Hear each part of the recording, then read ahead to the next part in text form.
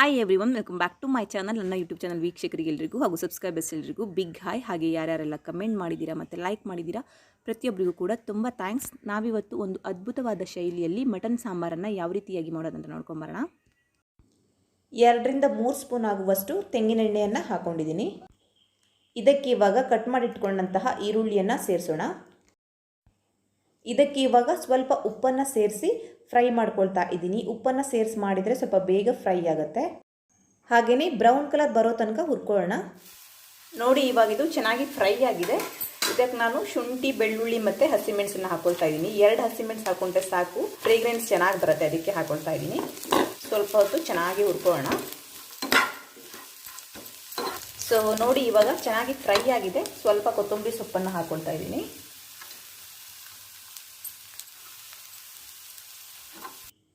ಕೊತ್ತಂಬರಿ ಸೊಪ್ಪನ್ನು ಹಾಕಿದ ಮೇಲೆ 1ರಿಂದ 2 ನಿಮಿಷ ಜಸ್ಟ್ ಬಾಡಿಸಿ ಇದನ್ನು ತೆಗೆದು ಬೇರೆ ಪ್ಲೇಟಿಗೆ ಹಾಕೋಣ.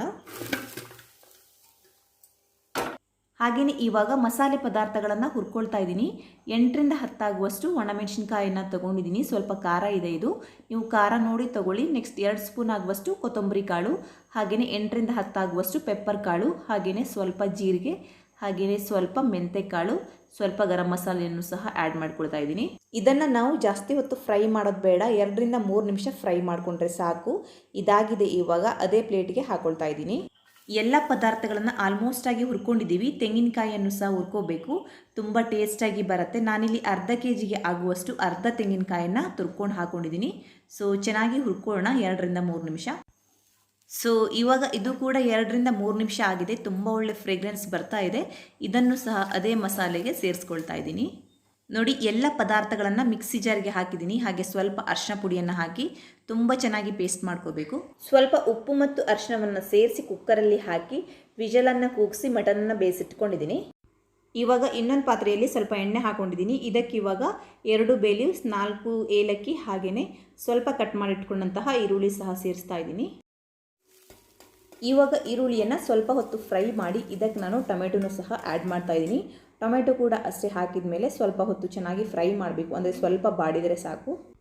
ನೋಡಿ, ಸ್ವಲ್ಪ ಹೊತ್ತು ಬಾಡಿಸ್ಕೊಂಡಾಗಿದೆ. ಇದಕ್ಕೆ ಇವಾಗ ಬೇಯಿಸಿಟ್ಕೊಂಡಂತಹ ಮಟನನ್ನು ಆ್ಯಡ್ ಮಾಡ್ತಾ ಇದ್ದೀನಿ. ಸೊ ನಾನಿಲ್ಲಿ ತುಂಬ ಎಳೆದಾಗಿರುವಂತಹ ಮಟನ್ನ ತೊಗೊಂಡಿದ್ದೀನಿ. ತುಂಬ ಬೆಳೆದಿದ್ದ ಮಟನ್ ತೊಗೊಂಡ್ರೆ ಎಷ್ಟು ವಿಷಲ್ ಹೊಡೆಸ್ಕೊಂಡ್ರೂ ಸ್ವಲ್ಪನಾದರೂ ಹಾರ್ಡ್ನೆಸ್ ಬಂದೇ ಬರುತ್ತೆ. ಸೊ ಎಳೆ ಕುರಿಯಾದರೆ ತುಂಬ ಸ್ಮೂತಾಗಿ ಇರುತ್ತೆ, ತಿನ್ನೋಕ್ಕೂ ಕೂಡ ಅಷ್ಟೇ ತುಂಬ ಚೆನ್ನಾಗಿರುತ್ತೆ. ಇದನ್ನು ಇವಾಗ 1-2 ನಿಮಿಷ ಎಣ್ಣೆಯಲ್ಲಿ ಫ್ರೈ ಮಾಡೋಣ. ಟೇಸ್ಟ್ ಇನ್ನೂ ಕೂಡ ರುಚಿಯಾಗಿ ಬರುತ್ತೆ.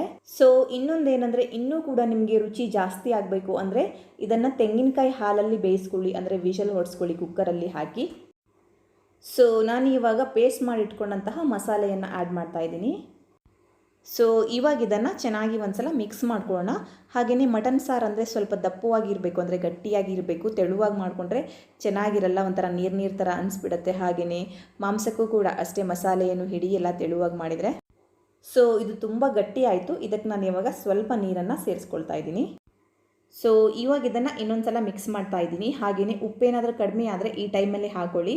ಸೊ 10ರಿಂದ 15 ನಿಮಿಷ ಇದನ್ನು ಚೆನ್ನಾಗಿ ಬಾಯ್ಲ್ ಮಾಡಿಕೊಂಡ್ರೆ ಸಾಕು, ಇನ್ನೂ ಸ್ವಲ್ಪ ಗಟ್ಟಿಯಾಗುತ್ತೆ. ಮಟನ್ನೆಲ್ಲ ತುಂಬ ಚೆನ್ನಾಗಿ ಬಾಯ್ಲ್ ಆಗಿದೆ. ಮಸಾಲೆಯನ್ನು ಸ್ವಲ್ಪ ಹೊತ್ತು ನಾವು ಇವಾಗ ಕುದಿಸ್ಕೊಂಡ್ರೆ ಸಾಕು, ಮುಚ್ಚಳವನ್ನು ಮುಚ್ಚಿ. ಇವಾಗ 10ರಿಂದ 15 ನಿಮಿಷ ಆಗಿದೆ. ಓಪನ್ ಮಾಡ್ಕೊಳ್ತಾ ಇದ್ದೀನಿ. ನೋಡಿ, ಸೂಪರ್ಬಾಗಿ ಬಂದಿದೆ ಮಟನ್ ಸಾರು. ಹಾಗೆಯೇ ಒಳ್ಳೆ ಫ್ರೇಗ್ರೆನ್ಸ್ ಕೂಡ ಬರ್ತಾ ಇದೆ. ಕರೆಕ್ಟಾಗಿ ಥಿಕ್ನೆಸ್ ಕೂಡ ಬಂದಿದೆ. ನೋಡಿ, ಇಷ್ಟಾದರೆ ಸಾಕು ಮಟನ್ ಸಾರು. ಹಾಗೆಯೇ ನಾನಿಲ್ಲಿ ಪುದೀನ ಸೊಪ್ಪನ್ನು ಸ್ಕಿಪ್ ಮಾಡಿದ್ದೀನಿ. ನೀವು ಬೇಕಾದರೆ ಪುದೀನ ಸೊಪ್ಪನ್ನು ಹಾಕೋಬೋದು. ಚಿಕನ್ ಸಾರಿಗಾಗಲಿ ಅಥವಾ ಮಟನ್ ಸಾಂಬಾರಿಗಾಗಲಿ ಪುದೀನ ಸೊಪ್ಪು ಹಾಕ್ಕೊಂಡ್ರೆ ಇನ್ನೂ ಒಂಥರ ಚೆನ್ನಾಗಿ ಫ್ಲೇವರ್ ಬರುತ್ತೆ. ಸೊ ನೀವು ಕೂಡ ಹಾಕೋಬೋದು ಅದನ್ನು.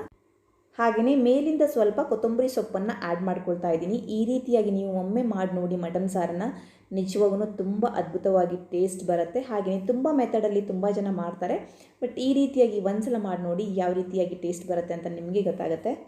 ಮಟನ್ ಸಾಂಬಾರ್ ಎಲ್ಲದರ ಜೊತೆನೂ ಒಳ್ಳೆ ಕಾಂಬಿನೇಷನ್ ಆಗುತ್ತೆ. ಅಂದರೆ ಪೂರಿ ಇರ್ಬೋದು, ಚಪಾತಿ, ಇಡ್ಲಿ, ದೋಸೆ, ರೊಟ್ಟಿ, ಹಾಗೆಯೇ ವೈಟ್ ರೈಸ್, ಪ್ರತಿಯೊಂದಕ್ಕೂ ಕೂಡ ಅಷ್ಟೇ ತುಂಬ ಒಳ್ಳೆ ಟೇಸ್ಟ್ ಕೊಡುತ್ತೆ. ನೀವು ಕೂಡ ಈ ರೆಸಿಪಿಯನ್ನು ಟ್ರೈ ಮಾಡಿ ನೋಡಿ, ಹೇಗಾಯಿತು ಅಂತ ಕಮೆಂಟ್ ಬಾಕ್ಸಲ್ಲಿ ತಿಳಿಸಿ. ಇವತ್ತಿನ ವಿಡಿಯೋವನ್ನು ಇಲ್ಲಿಗೆ ಎಂಡ್ ಮಾಡ್ತಾ ಇದ್ದೀನಿ. ಇಷ್ಟ ಆದರೆ ಪ್ಲೀಸ್ ಲೈಕ್ ಮಾಡಿ, ಶೇರ್ ಮಾಡಿ, ಕಮೆಂಟ್ ಮಾಡಿ ಮತ್ತು ಸಬ್ಸ್ಕ್ರೈಬ್ ಮಾಡೋದನ್ನು ಮರಿಬೇಡಿ. ಹಾಗೆ ನನ್ನ ಚಾನಲನ್ನು ಯಾರ್ಯಾರು ಸಬ್ಸ್ಕ್ರೈಬ್ ಮಾಡ್ದೇ ನೋಡ್ತಾ ಇದ್ದೀರಾ, ಇಷ್ಟ ಆದರೆ ದಯವಿಟ್ಟು ಸಬ್ಸ್ಕ್ರೈಬ್ ಮಾಡ್ಕೊಳ್ಳಿ. Thank you so much for watching.